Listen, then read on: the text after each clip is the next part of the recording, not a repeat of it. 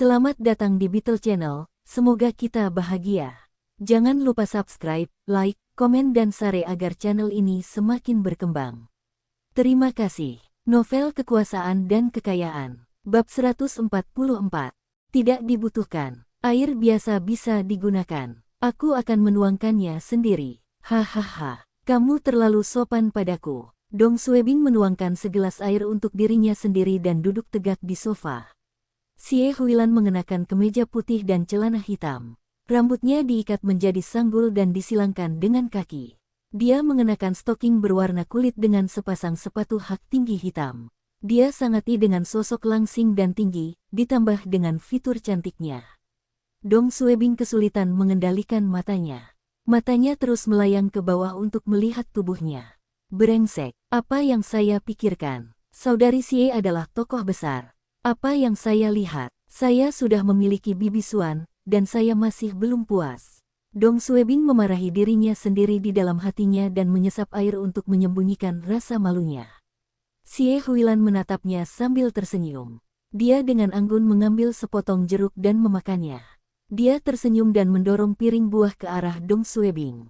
Makanlah buah-buahan. Oh, Xiao Dong, aku masih tidak tahu kamu bekerja sebagai apa.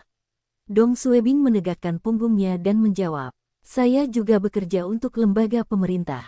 Saya bekerja di Kantor Urusan Umum Keamanan Negara Distrik Barat. Oh, keamanan negara. Salah satu mitra rekan saya juga dari cabang Anda.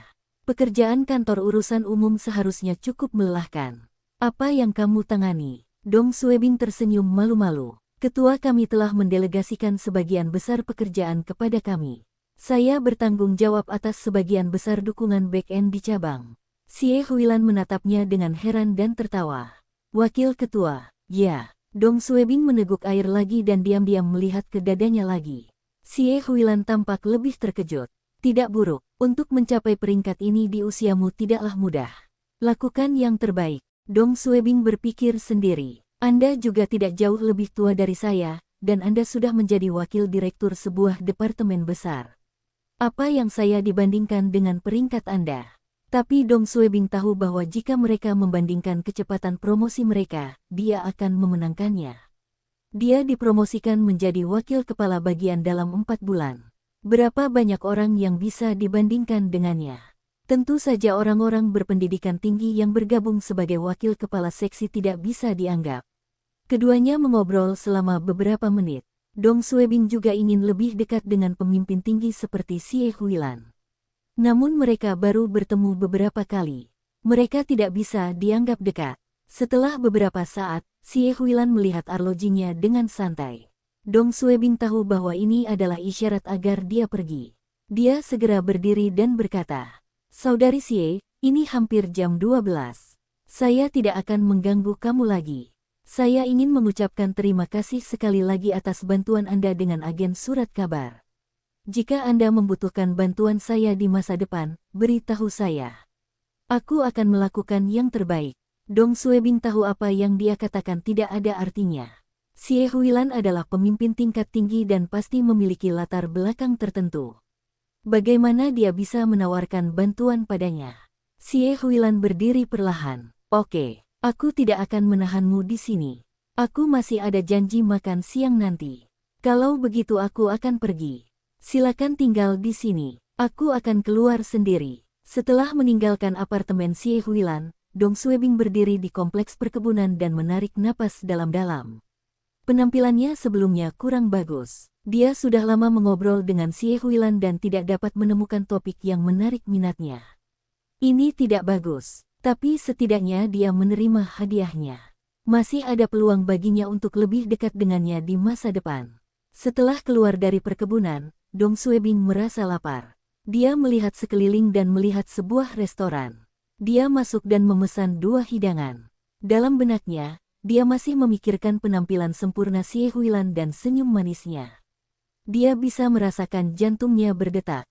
Lebih cepat, nenek moyang orang yang menikah dengan suster Xie akan menari di kuburan mereka. Dong Suebing bertanya-tanya apakah saudari Xie sudah menikah atau punya anak.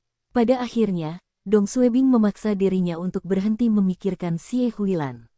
Direktur Xie, selamat tahun baru. Kamu akan keluar. Novuro El Rapture menandai hosting awal bab ini di Novuro ISN. Selamat tahun baru juga. Ya, aku akan keluar untuk makan siang.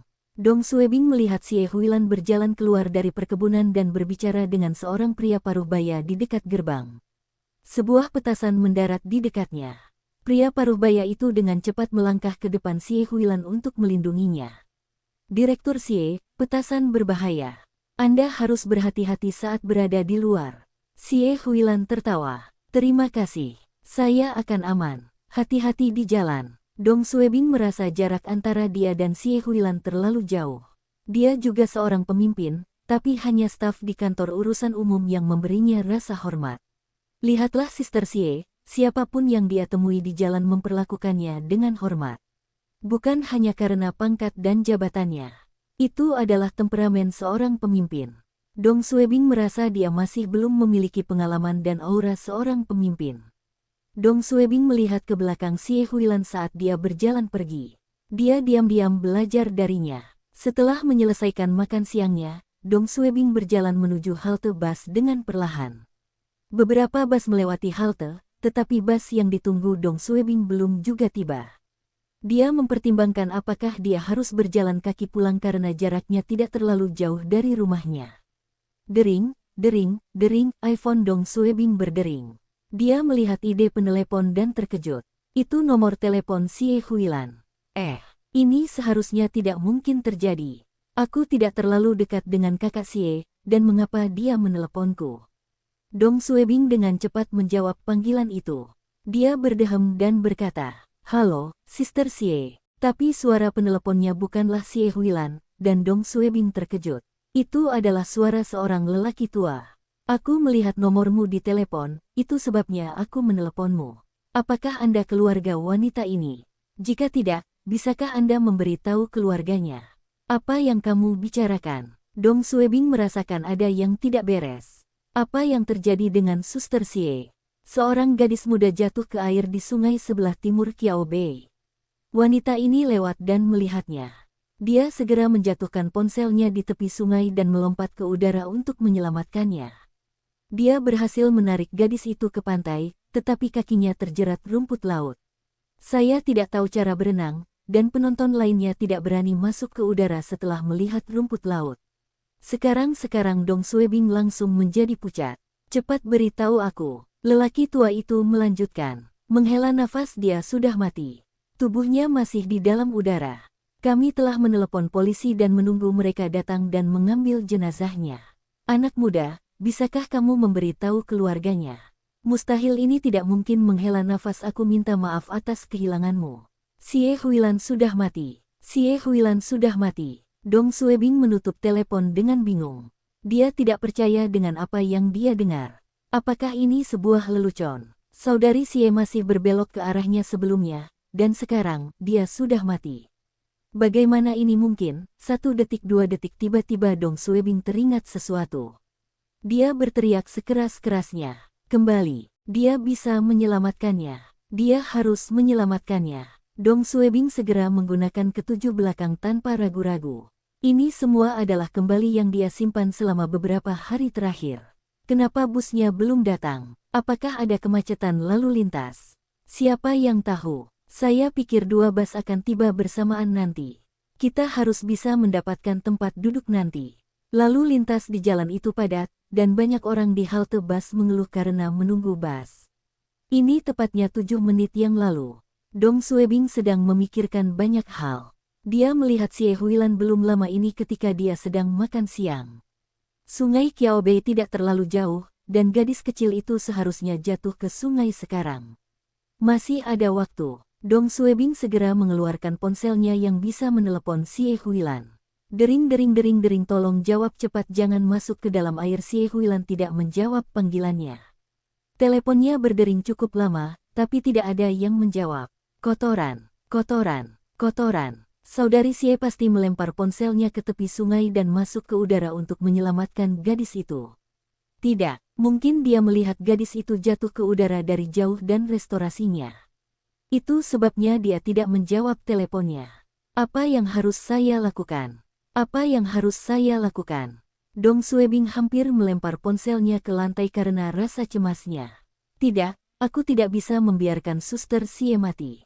Saya harus menyelamatkannya. Meskipun Dong Suebing tidak ingin menghadapinya, jauh di lubuk hatinya, dia bernafsu pada Xie Huilan. Ini tidak ada secara teknis dengan atau tanpa bibisuan. Semua pria mempunyai nafsu. Itu sebabnya ketika Dong Suebing mendengar bahwa Xie Huilan akan segera meninggalkan dunia ini, dia kehilangan akal sehatnya. Dia tidak bisa tetap tenang. Dia mulai berlari menuju sungai sambil memanggil Xie Huilan lagi. Dering. Dering-dering tidak ada yang menjawab, sial. Dong Suebing mengutuk dan berlari secepat yang dia bisa menuju timur. Tunggu aku, saya akan segera ke sana. Tunggu sebentar, Dong Suebing tidak tahu dia bisa mencapainya tepat waktu.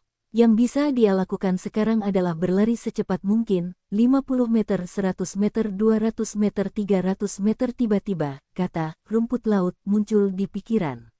Orang tua itu menyebutkan bahwa semua penonton tidak masuk ke dalam air untuk menyelamatkan Suster Xie karena rumput laut. Apalagi jika Dong Suebing sampai di sana tepat waktu, dia juga tidak bisa menyelamatkannya.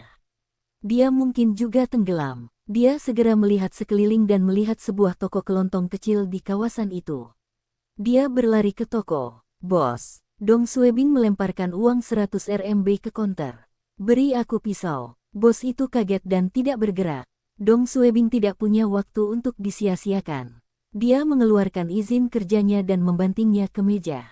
Polisi, beri aku pisau. Bos itu melihat kartu identitas Dong Suebing dan dengan cepat mengeluarkan pisau buah dari bawah meja kasir. Masih ada bagian kulit apel di atasnya. Kami tidak menjual pisau di sini. Ini untuk kita gunakan sendiri. Anda Dong Suebing mengambil izin kerjanya dan pisau kecilnya lalu berlari keluar. Dia terus berlari menuju sungai. Setelah berbelok ke tikungan, Dong Suebing terus berlari ke depan. Bersambung, terima kasih telah menyaksikan dan mendukung channel ini.